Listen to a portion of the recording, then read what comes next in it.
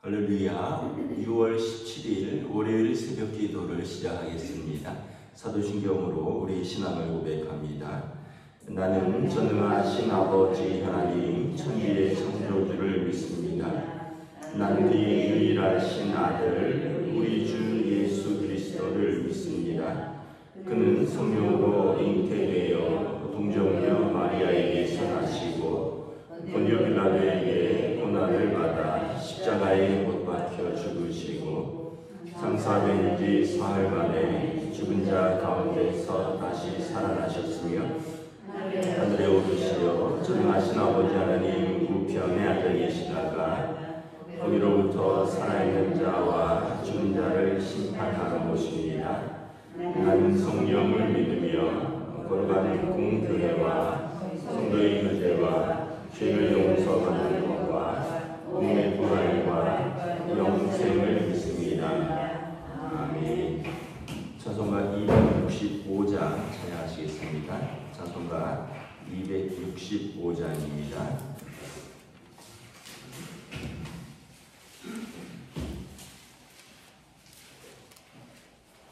주 십자가를 지심으로 죄인을 구속하셨으니 그 뒤를 보고 믿는 자는 주님의 진노 면하겠네.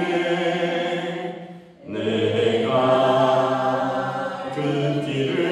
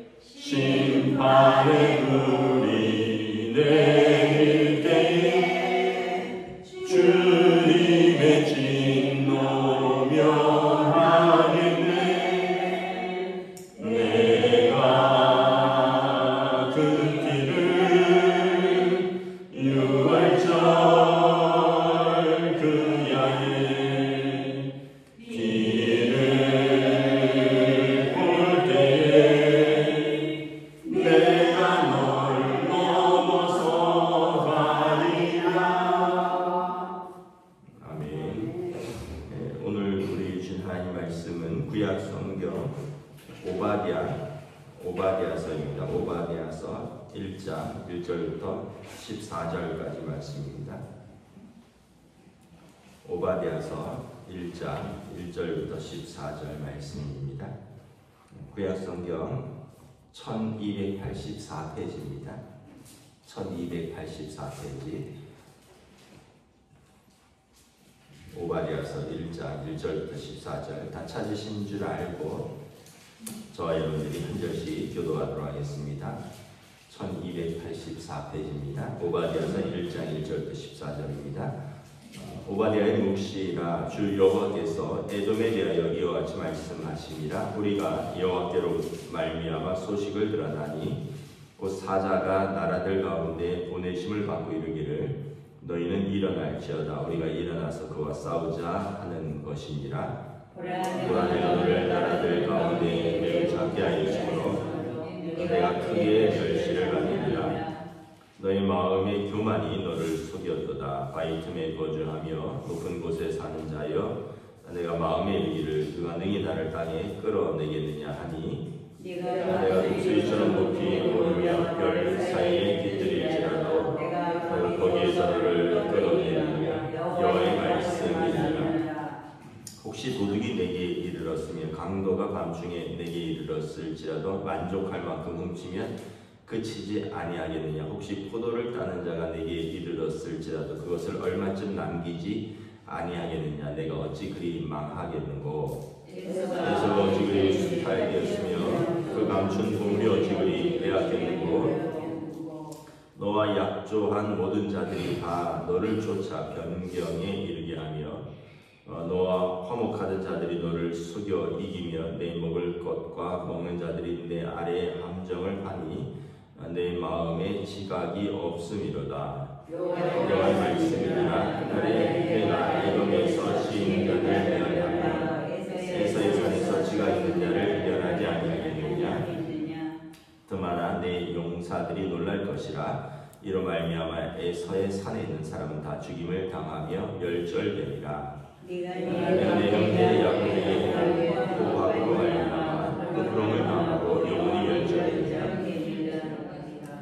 내가 멀리 섰던 날 곧 이방인이 그의 재물을 빼앗아가며 외국인이 그의 성문에 들어가서 예루살렘을 얻기 위하여 제비 뽑던 날에 너도 그들 중 한 사람 같았느니라. 내가 형제의 날 곧 재앙의 날에 방관할 것이 아니며 유다 자손이 패망하는 날에 기뻐할 것이 아니며 그 고난의 날에 내가 입을 크게 벌릴 것이 아니며 내 백성이 환난을 당하는 날에 내가 그 성문에 들어가지 않을 것이며 환난을 당하는 날에 내가 그 고난을 방관하지 않을 것이며 환난을 당하는 날에 내가 그 재물에 손을 대지 않을 것이며 내 거리에 서서 그 도망하는 자를 막지 않을 것이며 고난의 날에 그 남은 자를 원수에게 넘기지 않을 것입니다. 아멘. 할렐루야. 오늘 또 새날을 또 새로운 한 주가 우리에게 주셨고 시작됩니다. 하나님께서 또 새로운 은혜와 평강으로 함께해 주시기를 축복합니다. 우리가 이제 베드로 전후서를 마치고 이제 오바댜서로 이렇게 들어왔는데 그 생명의 삶 순서가 구약 한 번, 신약 한 번, 구약 한 번, 신약 한 번인데 오바댜서는 이제 오바댜의 선지자가 에돔에 대한 예언을 한 이제 선지서이죠. 한 장짜리고 내용은 간단합니다. 에돔에 대한 심판을 예언한 것입니다. 에돔은 에서의 후손입니다. 에돔이 불다 에서에서 지금의 요르단이 되고요. 이스라엘과 국경이 붙어 있죠. 그리고 계속 이스라엘과 분쟁 중에 있습니다. 에서와 야곱은 형제인데 계속 사이가 좋지 않죠. 후손들도 그렇다라는 거예요. 하나님이 왜 에돔을 심판하시느냐? 이유는 10절에 보면 내가 내 형제 야곱에게 행한 포악함으로 말미암는다라는 거죠. 야곱과 에서는 형제고 이스라엘과 에돔은 어쨌든 뭐 형제 나라죠. 물론 이제 야곱이 형의 장자권을 뭐 좀 샀고 그리고 이제 그로 말미암아 어떤 약속의 아들로서의 지위는 야곱이 이어받은 것이 있는데 그러므로 말미암아 이제 야곱과 에서가 멀어졌고 그 후손들도 계속해서 분쟁 가운데 있습니다. 이 출애굽해서 그 가나안 땅으로 들어갈 때 그 제일 좋은 길이 에돔 지역에 있는 땅을 통과하는 겁니다. 거기가 이제 왕의 대로라고 하는 길인데 거기가 무용로입니다. 오래전부터 이제 이집트에서 에돔을 거쳐서 이렇게 위쪽으로 올라가는 그 왕의 대로가 있는데 이스라엘이 거기를 좀 이용하자고 했어요. 근데 에돔이 야멸차게 거절합니다. 여호수아가 이렇게 말합니다. 우리가 거기를 가면서 당신들의 땅을 기웃거리지 않겠다. 뭐 길을 내면서 통행료를 내겠다. 물이나 뭐 이런 걸 먹게 되면 다 값을 지불하겠다. 그 길을 통과하게 해달라. 근데 에돔이 거절을 했죠. 결국 이제 길을 돌아서 거친 광야길을 또 한참 돌아가게 됩니다. 이렇게 그런데 하나님께서 신명기에서 보면 이스라엘에게 이렇게 말씀하십니다.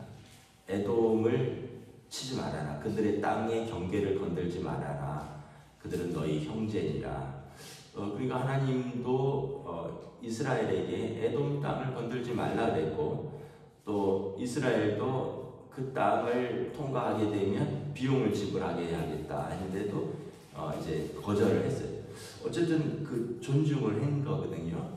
그런데 나중에 바벨론에 의해서 이스라엘이 멸망할 때 이 사람들이 도망을 가잖아요.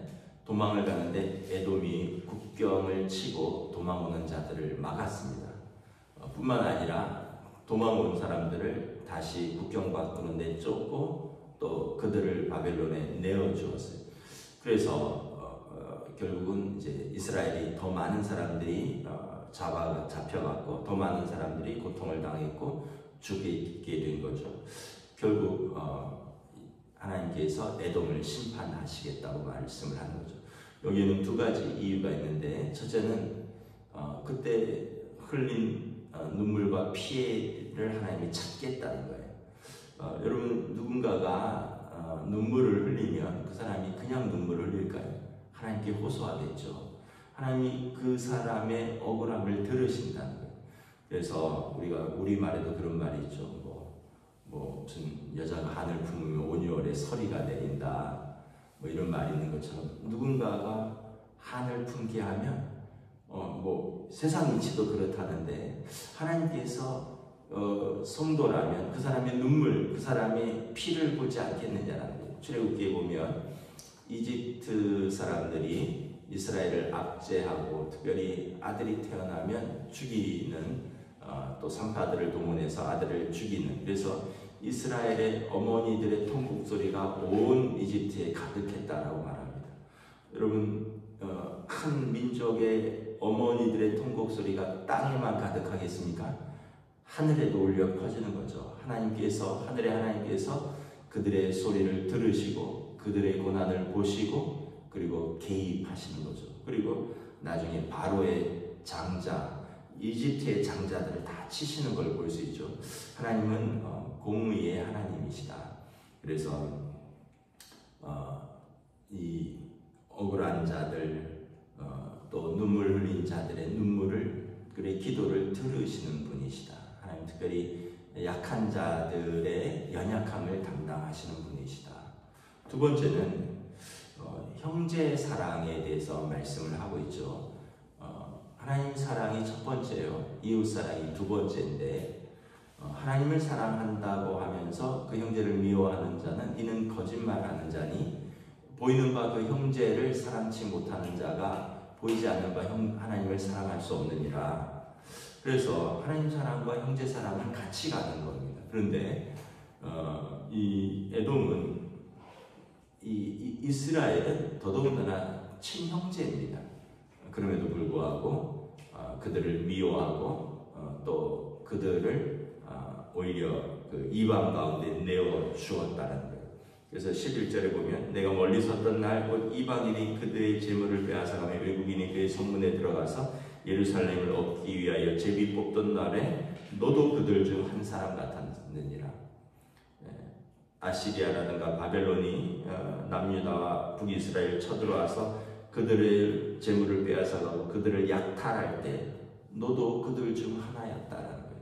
너가 형제 사랑을 저버렸다는 거죠. 그러니까 하나님께서 12절에 내가 형제의 날, 곧 재앙의 날에 방관할 것이 아니고 유다 자손이 패망하는 날에 기뻐하실 것이 아니고 고난의 날에 내가 크게 입을 벌려 말할 것이 아닌데 내가 그렇게 했다라는 거예요. 그래서 하나님께서 그들에게 방관하지 않을 것이라는 거예요. 그리고 그들의 고난에 하나님이 직접적으로 관여하시겠다는 겁니다. 그래서 이 에돔의 이런 악행은 교만 때문이라는 거죠. 2절에 보면 보라 내가 너를 나라들 가운데 매우 작게 했으므로 내가 크게 멸시를 3절에 너의 마음에 교만이 너를 숙였도다. 에돔이 교만한데 왜냐하면 자기들은 든든한 요새 가운데 있다는 거죠. 바위 틈에 거주하며 높은 곳에 사는 자여. 저도 이제 요르단 쪽에 성지순례를 가면서 페트라라는 지역을 가보았습니다. 페트라는 이제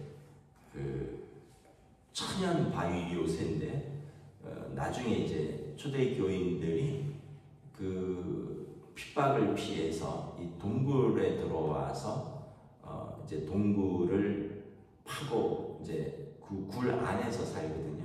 그래서 거기를 이제 어느 정도까지 관람을 허용하는데 가보았더니 이 정말 화강암 아주 천연의 바위들이 있는데 거기를 다 파가고 그 안에 집도 있고 그 안에 그 안에서 예배당도 있고 그 안에서 살고 한동안 거기서 아이도 태어나고 그런 지역이 있어요. 그러니까 이제 그건 이제 초대교회 성도들이 흔히 말하는 카타콤, 지하 동굴, 지하 무덤 속에서 살았던 거죠. 지금 이스라엘 사람들이 가자 지구에 땅굴을 파서 팔레스타인 사람들이 거기서 이스라엘과 싸운다고 하는 하여튼 땅굴 문화가 옛날부터 있는 겁니다. 거기가 천연의 동굴 바위가 튼튼하거든요. 그러니까 에돔의 마음에 우리는 이 천연의 요새를 가졌다는 거예요. 바위 틈에 거주한다는 거죠. 누가 우리를 땅으로 끌어내리겠느냐.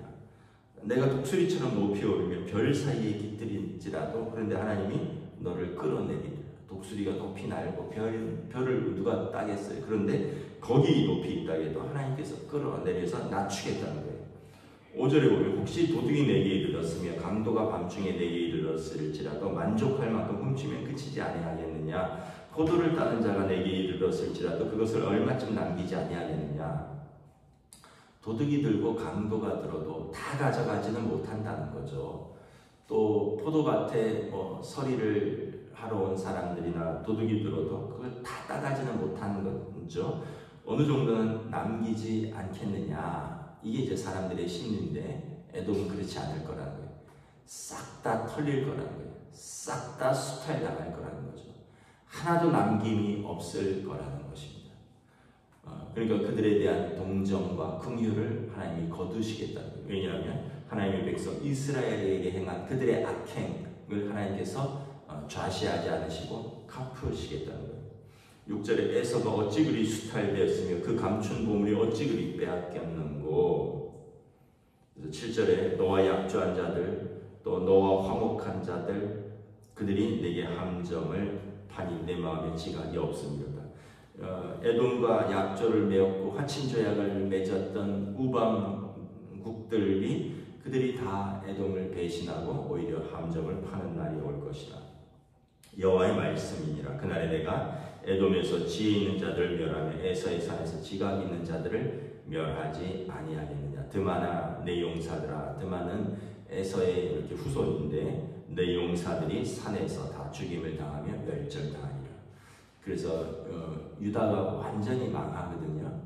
거기에 가장 가까이 있었던 형제요 또 이웃이 그들을 외면하고 오히려 그들의 수탈과 그들의 침략에 참여하였으니 너희도 하나님께서 망하게 할 것이다. 그래서 우리가 이렇게 다시 생각을 해보면 우리 말에 그런 거 있잖아요. 형제가 뭐 땅을 사면 배가 아프다. 뭐 또 우리가 그런 말도 있더라고요. 배가 고픈 건 참아도 배가 아픈 건 못 참는다. 뭐 이런 말이 있던데 사실은 그게 이제 우리의 본성적인 내용이죠. 형제가 잘 되면 축복해야 되고 형제가 잘 안 되면 같이 마음 아파하고 기도해 줘야 되는데 우리 본성은 잘 안 되면 좀 고소해야 하는 게 있고 또 잘 되면 굉장히 배 아픈 것이 있고 그런데 우리가 알아야 된다는 거죠. 뭐냐면 그분이 잘 안 돼서 눈물을 흘리면 혹시 우리가 거기에 참여했다면 그 눈물의 기도에 내 이름이 들어간다면 하나님께서 그것을 우리에게 갚으신다는 거예요. 그래서 우리는 행여라도 그런 마음을 또 그런 기도를 해서도 안 되고 더더군다나 마음뿐만 아니라 그런데 참여해서도 안 된다는 거예요. 왜냐하면 그의 눈물의 기도 가운데 우리가 그 값을 받는다면 우리는 얼마나 또 그때 가서 하나님 앞에서 사람 앞에서 고통스럽고 슬프겠느냐. 그래서 우리는 아브라함에게 말씀하셨죠. 축복의 통로입니다. 너를 복주는 자에게 복주고 너를 저주하는 자를 저주하리라. 하나님의 백성은 하나님께서 축복의 통로로 사용하는 사람이에요. 서로 복주고 복을 빌어주며 그들을 통해서 복을 나누는 사람이지 서로 저주하고 그래서 서로 저주가 흘러가는 사람들이 아니라는 거예요. 그래서 아브라함을 복주면 너도 복을 받을 것이요 아브라함을 저주하면 너도 저주를 받을 것이라. 하나님께서 아브라함에게 주신 언약입니다. 그래서 오늘 이 말씀이 이렇게 이루어지는 것을 볼 수가 있습니다. 근데 요르단이 이제 이스라엘이 독립하기 전에 그 지금의 웨스트뱅크라고 하는 지금의 팔레스타인의 서쪽 지역 절반 가까이가 다 요르단 땅이었습니다. 그만큼 요르단 땅이 넓었어요. 근데 이제 이스라엘이 들어오면서 계속 전쟁을 해갖고 지금 요단강을 기점으로 다 밀려난 거거든요. 그래서 요르단은 이제 그 요단강과 이제는 강을 두고 계속 또 이스라엘과 분쟁 중에 있고 요르단은 계속 또 팔레스타인을 지원하고 있습니다. 자기들의 땅을 되찾으려고. 그러고 보면 참 비극이죠. 쌍둥이 형제로 태어나서 한 부모 밑에서 태어나서 한 사람은 언약의 후손이 되고 한 사람은 언약을 저버렸고 그리고 그 후손들이 계속해서 싸우는 것을 보면서 형제 사랑에 대해서 하나님께서 왜 말씀을 하셨는가를 다시 한번 돌아봅니다.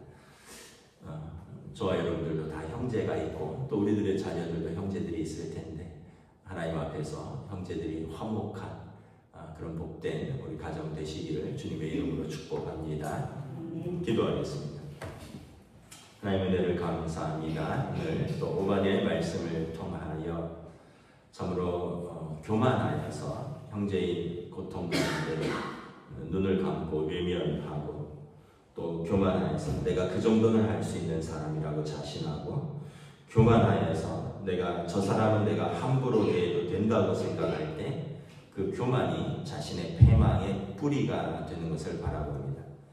에돔이 이스라엘의 고통에 그들도 그 고통의 가해자로 참여하고 그들의 눈물에 눈을 감고 외면하였을 때 하나님께서도 그들의 고통에 직접적으로 참여하시겠다 말씀하십니다. 그들의 교만, 그들이 높은 산, 바위 위에 있을지라도 독수리같이 하늘의 별과 같을지라도 끌어내어서 그들의 눈물과 그들의 고통 가운데 이스라엘에게 그들의 불의를 갚으시겠다 말씀합니다.